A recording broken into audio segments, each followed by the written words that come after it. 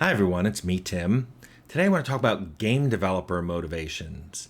I see a lot of YouTube videos and game forum posts and even articles on game sites talking about game developers and why they make the games they make and why they do what they do and all kinds of stuff. And most of them are just wildly wrong, often in a very amusing way. When I watch movies that have a programmer, usually called a hacker, I laugh at the portrayal because it is usually so amusingly wrong that it's funny to watch. And of course, it makes me go, oh, the writer has never actually written a line of code in their life. So this is what they think programmers do and what they're like and what programmers think just by watching programmers. By the way, my brother has the same thing when he watches anyone doing accounting in a show because he's an accountant. He said it's just they get it so wrong what they think accountants do and how they think accountants think. So I want to talk about that. And I have a whole video about what game development was like a long time ago. But let me just remind you, in the early days in the 80s and 90s, most people were game developers because they loved making games. There was no other reason to be in game development. It didn't pay well. It was considered weird and fringe and unusual. And most people were there because they wanted to make games. That's what they really wanted to do. It was like this thing bursting out of them. Like, I've got to do this. There were a few who were there for one other reason. And that was because they didn't fit anywhere else. Misfits, social outcasts, whatever, for whatever reason you want to make up in your head for why someone may be in an industry that was considered fringe. That's why they were there. They just didn't fit anywhere else. And game development was considered fringe. And I know today it's really hard to imagine that because game dev is so big now. Game dev is bigger than TV, movies, and music combined. It's super hardcore mainstream. D&D is mainstream. I mean, that often blows my mind when I go back to 14-year-old Tim starting to play D&D in high school where everyone else thought it was satanic or weird or goofy or didn't even understand what the game was. How can you play a game without a board or cards it's all in your head? It's stupid. Now D&D is mainstream. Everybody knows what D&D is. I see stand-up comics make jokes about clerics and rangers, and I'm like, I can't. In the 80s, never would have happened. But back then, all of that was fringe and odd and on the outskirts of things. When I decided to go into game dev, I had friends, family, teachers all tell me, you can do better. Do not do this. You can do better than this. You can get a better job. And they meant something more fulfilling, something more rewarding. They also meant something that gave back more than just, here's a game, here's something that goes beep boop, we're done. But I had a passion. I wanted to make games. I thought other people in the business were in there for the same reason, and I was mostly right. Most people back then were super passionate about making games, or they were odd. Most of us were both. I'll give you that. But back then, I thought people were doing the things they did in the game industry for the same reasons I did. And it was really, what isn't everyone here because they're super passionate about making games? And I was mostly right. Something changed in the late 90s. This is about the time I left Interplay. And it crystallizes around a particular thing. So when I left Interplay, they told me, well, you have to destroy all your source code from the game. And I'm like, yeah, of course. And they're like, no, seriously, you have to destroy it. And I was like, I did. I wiped my home hard drive. I broke all the CDs I had. I made sure that Interplay had the backed up source of the shipping version. And then I left. I thought we were done. I thought, that's over. That's behind me. I'm making a new game. So I was shocked when they threatened me with a lawsuit a couple years after I left Interplay. Because I said, look, I told you I don't have it. I didn't take anything. You can ask all the people I work with. I told them I destroyed it. Some of them saw me destroying it. They saw me writing new stuff. So I invited them over to Troika and I said, bring a programmer, look through the Arcanum code. And they did. And they didn't see anything that was like Fallout code. It was all, in fact, I remember the programmer said, this is better. And I'm like, of course it's better. What programmer, when they have an opportunity to rewrite something, tries to make it better than what they did before? And luckily, when they had misplaced the source code and it was found, because remember, I was surprised a few years after that when they contacted me and said, you wouldn't happen to have the source code. I thought it was a trap. I'm like, they're trying to trap me. But it turns out they had lost the code. Luckily, they found it. The shipped code of Fallout. It's what everybody seems to have. I know even Rebecca Heineman, rest in peace, that's what she had, the shipped code. She even had a version of the shipped code I didn't think existed, because the shipped code I archived didn't have source code for sound and movie play. But she said she had that. So that's all done. What's lost, though? All the original GURPS code, all the demo code. We did several demos for Fallout. All that code seems to be lost. I don't know anybody who claims to have all the source code for all 6 demos we made, or any of the original code when Fallout was based on GURPS, because all that stuff had been archived by me and Interplay had it, but I think they lost all of that stuff. So when they recovered, all they recovered was the shipped version, I think from a machine that had that code on it.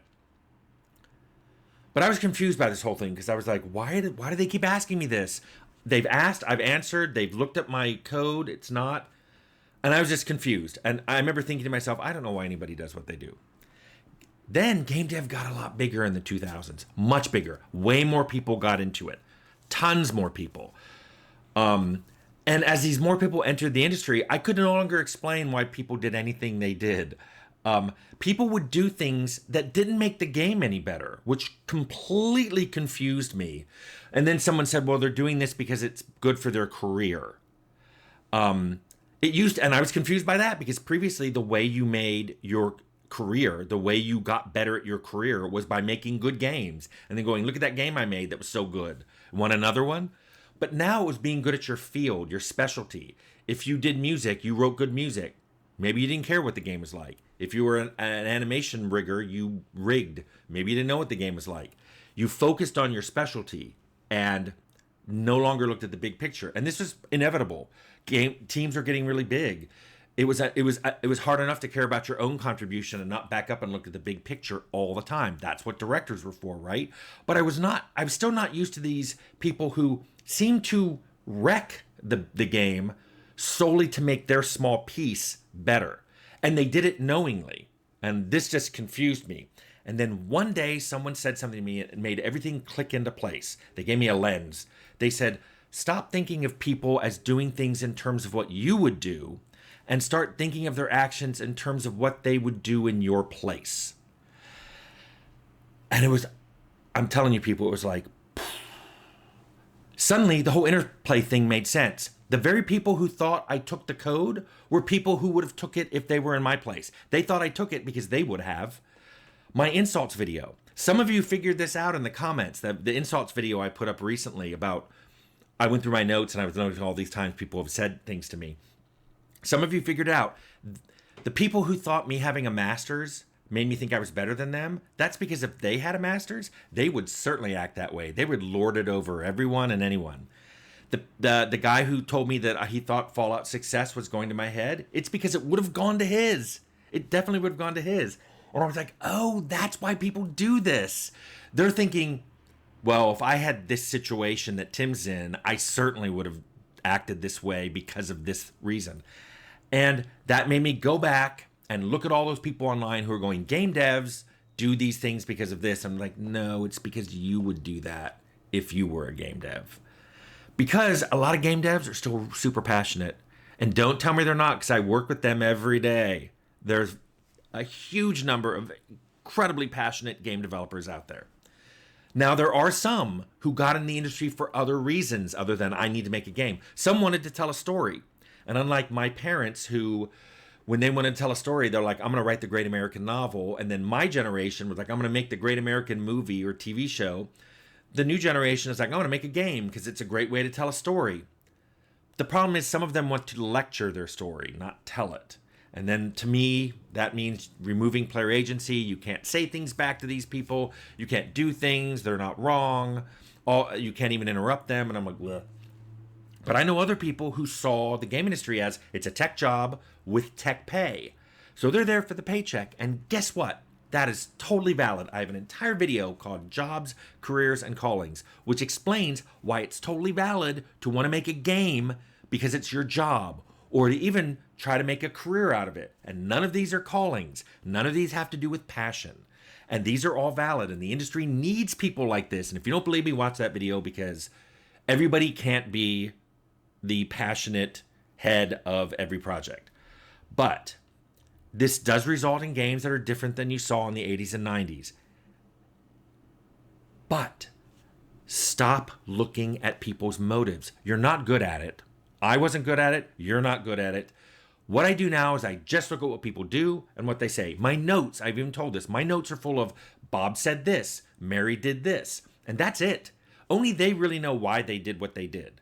But that lens of assuming they're acting like they would act, that they assume you would act because that's how they would act. Suddenly, so much of my career snapped into focus and made sense, because I suddenly realized the very thing I was trying not to do, which is make an assumption of why someone was doing what they were doing.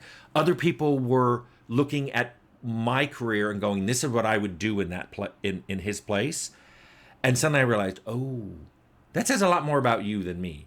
But it was an interesting thing to see. And I still see people saying, game devs think this, game devs are doing this because of, and a lot of them are just so wrong that it's not even close to being right. It's like the boss who once told me that making games was no different than making shoes.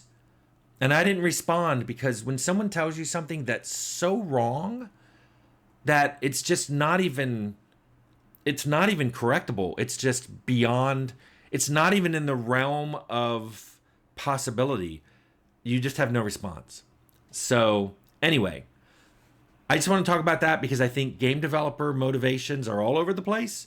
And most people who are telling you, here's why game developers do what they do, are wrong.